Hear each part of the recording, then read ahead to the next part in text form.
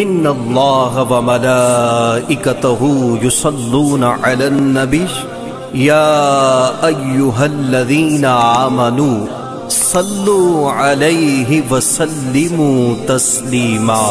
بسم اللہ الرحمن الرحیم، الحمدللہ رب العالمین، والصلاة والسلام علی سید الانبیاء والمرسلین، والحمدللہ رب العالمین۔ اما بعد، فاعوذ باللہ من الشیطان الرجیم، بسم اللہ الرحمن الرحیم۔ فلما بلغ معہ السعی قال یا بنی انی ارى فی المنام انی اذبحک فانظر ماذا ترى قال یا ابت افعل ما تؤمر ستجدنی ان شاء اللہ من الصابرین۔ یہ فیضان نظر تھا یا کہ مکتب کی کرامت تھی، سکھائے کس نے اسماعیل کو آداب فرزندی، تیرے نیک بندوں کی نہ یہ دنیا نہ وہ دنیا، یہاں جینے کی پابندی وہاں مرنے کی پابندی۔ ناظرین کرام، قرآن کریم کی ایک آیہ مبارکہ میں نے تلاوت کرنے کا شرف حاصل کیا، جس میں اللہ رب العزت ذکر فرما رہا ہے، فلما بلغ معہ السعی قال یا بنی انی ارى فی المنام انی اذبحک فانظر ماذا ترى قال یا ابت افعل ما تؤمر ستجدنی ان شاء اللہ من الصابرین۔ پھر جب وہ اس کے ساتھ چلنے کے قابل ہو گیا، کہا اے میرے بیٹے، میں نے خواب دیکھا ہے کہ میں تجھے ذبح کرتا ہوں، اب تو دیکھ تیری کیا رائے ہے؟ کہا اے میرے باپ، کیجئے جس بات کا آپ کو حکم ہوتا ہے، خدا نے چاہا تو قریب ہے کہ آپ مجھے صابر پائیں گے۔ ناظرین کرام، یہ مہینہ نہایت ہی عظمت اور مرتبے والا مہینہ ہے۔ اس کا چاند نظر آتے ہی ہر قلب میں اس عظیم الشان قربانی کی یاد تازہ ہو جاتی ہے، جس کی مثال تاریخ انسانی پیش کرنے سے قاصر ہے۔ یہ مہینہ اصل میں اس جلیل القدر پیغمبر کی یادگار ہے، جس کی زندگی قربانی کی عظیم مثال ہے۔ یہ جد الانبیاء جناب خلیل اللہ حضرت ابراہیم علی نبینا علیہ الصلوۃ والسلام کی وہ ذات ہے کہ آپ اندازہ فرمائیں کہ وہ کون سا امتحان ہے کہ جو اللہ تعالیٰ نے آپ سے نہیں لیا۔ کروڑ ہاں کروڑ سلام ہوں آپ کی ذات والا صفات پر، کسی میدان میں بھی پائے ثبات کو لغزش نہیں آئی۔ دنیا میں دو چیزیں سب سے عزیز ہوتی ہیں، جان اور اولاد۔ نمرود کی جلائی ہوئی آگ کے شعلے آسمان سے باتیں کر رہے تھے، جناب خلیل اللہ علی نبینا علیہ الصلوۃ والسلام کو کوپائے میں ڈال کر پھیرایا جا رہا ہے یا منجیک کے ذریعے پھینکنے کی تیاریاں کی جا رہی ہیں۔ کفر خوش ہے کہ آج کے بعد ہمارے معبودوں کو برا کہنے والا کوئی نہیں ہوگا، مخالف ہمیشہ کے لیے ختم ہوا چاہتا ہے۔ ادھر حضرت جبرائیل علی نبینا علیہ الصلوۃ والسلام حاضر ہوتے ہیں کہ اے اللہ کے پیارے خلیل، کوئی حکم ہو، کوئی حاجت ہو۔ آپ نے فرمایا اما الیک فلا، تیرے ساتھ کوئی حاجت نہیں۔ پھر جبریل نے عرض کی اچھا تو اللہ کی بارگاہ میں عرض کیجئے کہ مجھے آگ میں ڈالا جا رہا ہے۔ آپ نے فرمایا جانتا ہے وہ میرا رب جلیل، جانتا ہے وہ میرا رب جلیل، آگ میں پڑتا ہے اب اس کا خلیل۔ فرمایا اسے کیوں کہوں، کیا وہ سمیع بصیر نہیں ہے؟ یہاں ایک بات عقل نے بھی کہی۔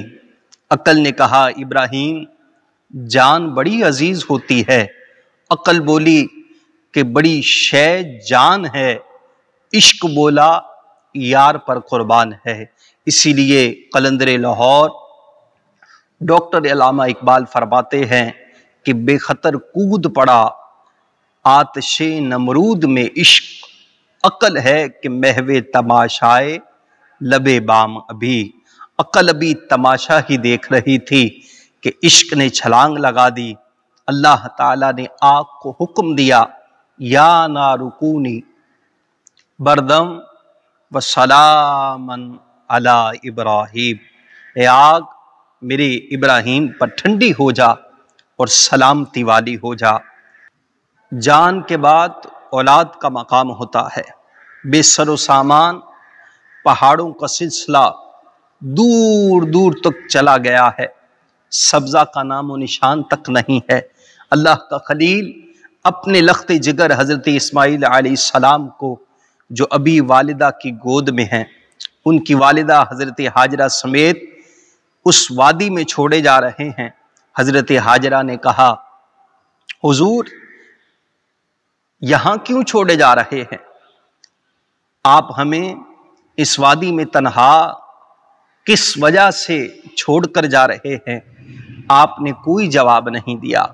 ہاجرہ بولی، کیا یہ اللہ کا حکم ہے؟ تو آپ نے فرمایا ہاں۔ ہاجرہ بولی، پھر ہمیں کوئی غم نہیں، اللہ ہمیں ضائع نہیں فرمائے گا۔ کچھ دور جا کر حضرت ابراہیم خلیل اللہ علی نبینا علیہ الصلوۃ والسلام نے دونوں ہاتھ اللہ کی بارگاہ میں اٹھا دیے اور عرض کیا، ربنا انی اسکنت من ذریتی بواد غیر ذی زرع عند بیتک المحرم ربنا لیقیموا الصلاۃ فاجعل افئدۃ من الناس تہوی الیہم وارزقہم من الثمرات لعلہم یشکرون۔ اے میرے رب، میں نے اپنی اولاد ایک وادی میں بسائی جس میں کھیتی نہیں، تیرے حرمت والے گھر کے پاس۔ اے ہمارے رب، اس لیے کہ وہ نماز قائم رکھیں، تو لوگوں کے دل ان کی طرف مائل کر دے اور پھل کھانے کو دے تاکہ وہ احسان مانے۔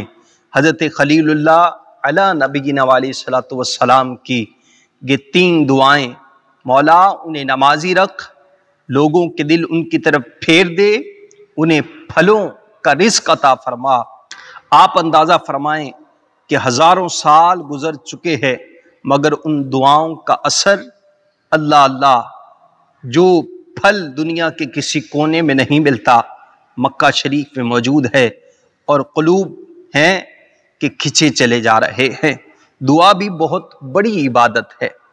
حضور نبی کریم صلی اللہ تعالی علیہ وسلم نے فرمایا الدعاء مخ العبادہ، دعا عبادتوں کا مغز ہے۔